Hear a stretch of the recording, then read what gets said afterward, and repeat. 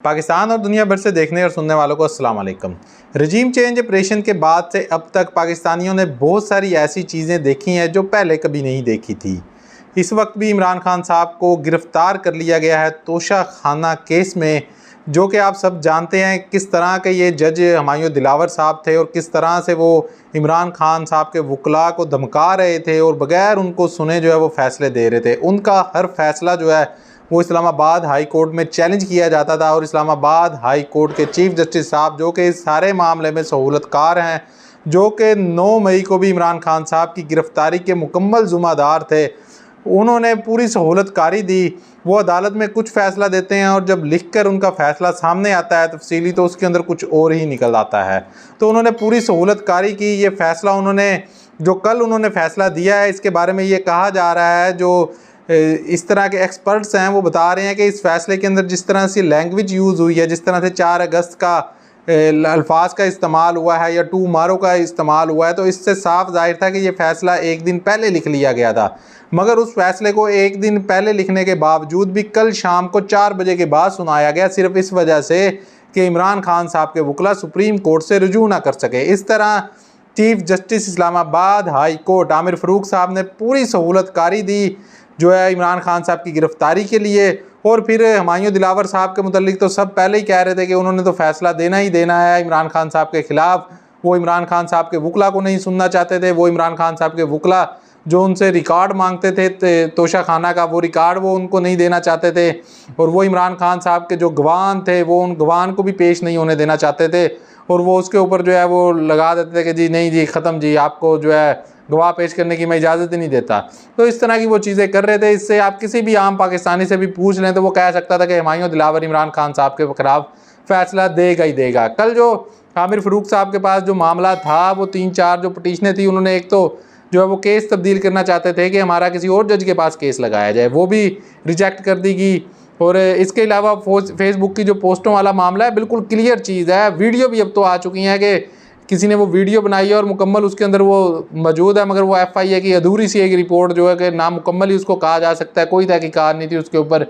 उस पर जो है वो उन्होंने कबूल कर ली और उसको कहा जी ठीक है। सिर्फ एक चीज़ उन्होंने की थी जो कि लग रहा था कि शायद उन्होंने ये मामला जो है वो इमरान खान साहब के हक़ में जाएगा। शुरू के अंदर इमरान खान साहब के वकला ने भी यही समझा, मगर वो जो चीज़ उन्होंने एक की थी, वो भी जब तफसीली फ़ैसला आया तो उसके अंदर वो नज़र आया कि वो भी सिर्फ उन्होंने एक कार्रवाई की है और उन्होंने कुछ भी नहीं किया। उन्होंने सिर्फ ये कहा था कि ये केस काबिल समाअत है या नहीं, ये दोबारा हुमायूं दिलावर साहब के पास भेज दिया। अब हुमायूं दिलावर साहब 2 बार इसी चीज़ के ऊपर पहले फ़ैसला दे चुके हैं, तो अब तीसरी बार उनके पास भेजने का मकसद ही क्या बनता था? आप खुद फ़ैसला कर दें। अगर आप समझते हैं कि काबिल समाअत है तो आप खुद कह दें जी काबिल समाअत है, अगर नहीं समझते तो जवाब दे देंगे नहीं है काबिल समाअत। मगर बजाय खुद फैसला करने के फिर हुमायूं दिलावर साहब के पास भेजा। हुमायूं दिलावर साहब ने आज इमरान खान साहब के वकला के दलाइल नहीं सुने। उन्होंने 8:30 बजे बुलाया था। इमरान खान साहब के वकला ने बताया कि हम दूसरी अदालतों में मसरूफ़ हैं। 12:30 बजे इमरान खान साहब के जूनियर वकला ने बताया कि जो है वो हमारे वकला आ जाते हैं। 12:30 बजे के करीब जब इमरान खान साहब के वकला आए हैं तो बजाय उनको सुनने के उन्होंने जज हुमायूं दिलावर साहब ने ये फ़ैसला सुना दिया। और ये सुबह से ये सार नज़र आ गए थे कि आज इमरान खान साहब को गिरफ़्तार कर लिया जाएगा। अगर वो कोर्ट में पेश होते तो वहाँ से भी गिरफ़्तार कर लिया जाना था उनको, क्योंकि वहाँ पर पुलिस की एक भारी नफरी पहुँच चुकी थी। और फिर इनके जज हुमायूं दिलावर के फ़ैसले के फ़ौरन बाद ही तकरीबन आधा घंटा भी नहीं गुजरा, इमरान खान साहब लाहौर से गिरफ़्तार हो गए। वो फ़ैसला जो है वो उड़ता हुआ पता नहीं या वो किस तरह से वो लाहौर के पुलिस के पास पहुँच भी गया और फिर उनको लाहौर से गिरफ़्तार किया गया। और फिर उनको कुछ इतलात ये आ रही हैं कि कोट लखपत जेल के अंदर जो है वो मुंतकिल कर दिया गया और बाद लोग कह रहे हैं कि इस्लामाबाद ले जाया गया और इस्लामाबाद पुलिस के हवाले कर दिया गया। बहरहाल अभी तक ज़्यादातर इतलात यही हैं कि कोट लखपत जेल के अंदर इमरान खान साहब गालिबन इस वक्त मौजूद होंगे। बहरहाल ये एक लेवलिंग प्लेइंग फील्ड जो मांग रही थी मुस्लिम लीग नून, उसके ऊपर जो है मेरा ख्याल कि अब आखिरी यही चीज़ रह गई थी कि इमरान खान साहब को गिरफ़्तार किया जाए। गिरफ़्तार कर लिया गया, अब उनको सज़ा हो गई, 5 साल के लिए नायल हो गए। उसके बाद इलेक्शन कमीशन जो है वो उनको पार्टी चेयरमैन के ओहदे से हटाने की भी कार्रवाई का उन्होंने साथ ही आगाज़ कर दिया। तो सारी चीज़ें एक प्लानिंग थी, बल्कि पूरे निज़ाम को इस गिरफ़्तारी ने नंगा करके रख दिया है। अब बात इस चीज़ के ऊपर करते हैं जो अहम पॉइंट है, जो कि इमरान खान साहब के वकला भी और दीगर जो सीनियर हमारे वकला हैं जो कि अदालती मामलात को जानते हैं, वो कह रहे हैं कि ये गिरफ़्तारी जो इमरान खान साहब की हुई है, जो फ़ैसला इमरान खान साहब के ख़िलाफ़ हुआ है, ये 2 दिन भी नहीं ठहर सकता और ये फ़ैसला ख़त्म कर दिया जाएगा। इसके ऊपर जो हमारे सीनियर वकला हैं उनकी भी यही राय है, मगर मैं उनकी राय से इख्तलाफ़ करता हूँ। उसकी वजह यह है कि अब इस फैसले को जो चैलेंज करना है वो करना है इस्लामाबाद हाई कोर्ट में। और इस्लामाबाद हाई कोर्ट के चीफ जस्टिस साहब वही आमिर फ़ारूक साहब हैं जिन्होंने पूरी सहूलतकारी 9 मई को भी दी थी और अब भी उन्होंने पूरी सहूलतकारी दी है। इमरान खान साहब का जो केस है वो उनके पास जाएगा और वो उस केस को रख के बैठ जाएंगे। वो 2 महीने बाद की तारीख दें, वो 6 महीने बाद की तारीख दें, वो 2031 तक chief justice Islamabad high court है, वो 2031 तक इस केस को सुने ही ना, तो ये उनकी सवाबदीद ही बना रहेगा।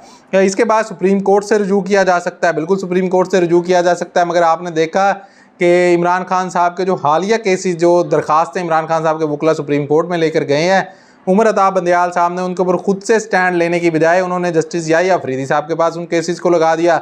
जस्टिस याहिया अफरीदी, मुसर्रत इलाली साहबा ने वो केसेस सुने हैं। उसके अंदर फिर मुज़ाहिर अली अकबर नकवी साहब भी आए थे और फिर आखिरी समाअत जो कल हुई उसमें रिजवी साहब आ गए थे मुज़ाहिर अली नकवी साहब की जगह। तो वहाँ से भी कोई इमरान खान साहब को कोई बहुत ज़्यादा रिलीफ नहीं मिला। उन्होंने दोबारा जो है वो हाई कोर्ट के पास भेज दिया और हाई कोर्ट को कह दिया कि आप सुने, यानी कि वो घुमा फिरा के कि वो महसूस ऐसा होता है कि कोई रिलीफ मिला, मगर वो रिलीफ असल में मिला नहीं होता। इस्लामाबाद हाई कोर्ट भी इसी तरह की चीज़ें कर रहा है, सुप्रीम कोर्ट ने भी लास्ट 1-2 हेयरिंग में यही कुछ ही किया है। अब अगर तो उमर अता बंदयाल साहब के पास जब ये मामला जाएगा तो वो खुद से कोई बेंच बनाकर, कोई अच्छा बड़ा बेंच बनाकर खुद उसमें बैठ के ये फैसला कर देते हैं तो ठीक है, वरना अगर वो दूसरे जजेस के पास भेज देते हैं तो फिर कुछ नहीं कहा जा सकता कि इमरान खान साहब को वहाँ से रिलीफ मिलेगा या नहीं मिलेगा। तो वकला की राय तो यही है कि इमरान खान साहब को 2 से 3 दिन के अंदर ये जो फैसला है हुमायूं दिलावर का मोतज़बाना फैसला, इसको उड़ा दिया जाएगा। मगर मुझे ऐसा नहीं लगता कि उनके ऊपर बैठा है आमिर फ़ारूक जो कि पूरी तरह सहूलतकार है। जितना कसूर इस सारे मामले के अंदर हुमायूं दिलावर का है, इतना ही कसूर आमिर फ़ारूक का, बल्कि ज़्यादा कसूर है, क्योंकि वो तो सीनियर जज है।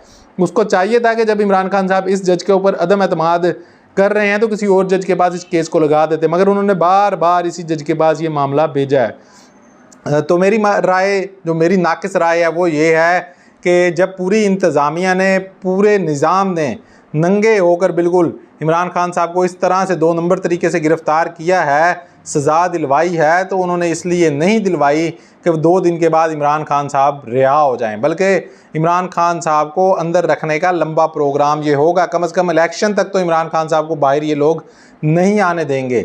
और ये बात मैं अब नहीं, बल्कि मैं आज से कोई 15-20 दिन पहले मैंने वीडियो बनाई थी और उसके अंदर मैंने बताया था कि हुकूमत का प्लान क्या है। उसमें मैंने बिल्कुल वाज़ेह बताया था और जो मैंने बताया था आज लफ्ज़ बाई लफ्ज़ वो बिल्कुल ठीक हो चुका है। मैंने बताया था कि हुमायूं दिलावर से सज़ा दिलवानी है, उसके बाद मामला जाएगा chief justice Islamabad high court Aamir Farooq के पास और आमिर फ़ारूक ने इस केस को लटकाना है और वो केस लटकाते रहेंगे। उसके बाद फिर इलेक्शन वगैरह हो जाएं, उसके बाद फिर देखी जाएगी कि इमरान खान साहब रिहा होते हैं या नहीं होते। इसी तरह का मामला इमरान रियाज खान साहब, आप जानते हैं कि 3 महीने उनको होने वाले हैं, लापता हैं, कोई इदारा सामने आने को तैयार नहीं है। उनके बारे में भी यही इतलात आ रही हैं कि इमरान रियाज खान साहब को भी इलेक्शन तक रिहा नहीं किया जाएगा। मगर ये एक इतला आती है उनकी तरफ से खुशाइंद कि इमरान रियाज खान साहब खैर व आफ़ियत से हैं, जहाँ पर भी हैं उनके बारे में ये बताया जाता है कि अल्लाह का शुक्र है कि वो खैर व आफ़ियत से हैं, ठीक हैं, मगर उनको छोड़ने का अभी तक प्लान नहीं है। इसी तरह इमरान रियाज खान के बाद इमरान खान साहब को भी अगर गिरफ़्तार किया गया है तो हुकूमत ने प्लानिंग की होगी इनको लंबा अरसा अंदर रखने की। अगर हुकूमत ये चली भी जाती है तो आप जानते हैं कि पीछे ताकतवर लोग हैं, जो कि ये हुकूमत तो कुछ कर ही नहीं सकती थी। अगर ये हुकूमत के पीछे वो ताकतवर ताकतें ना खड़ी होती तो ये हुकूमत यहाँ तक नहीं पहुँच सकती थी। ये बिल्कुल पीछे से गेम चल रही है, पीछे ताकतवर लोग हैं जो इमरान खान साहब को बाहर नहीं आने देना चाहेंगे। वो इलेक्शन को मैनेज करेंगे, उसके बाद ही इमरान खान साहब को बाहर आने दिया जाएगा। पाकिस्तानी अवाम का इम्तिहान है कि वो इमरान खान साहब के लिए कितनी आवाज़ उठाती है और इलेक्शन के अंदर वो कितना PTI को सपोर्ट करती है। और एक चीज़ और भी देखने वाली है कि क्या इलेक्शन के अंदर PTI का निशान, यानी कि बल्ले का निशान बैलेट पेपर पर मौजूद भी होता है या नहीं होता। बहरहाल अब तक की ये सूरत हाल है।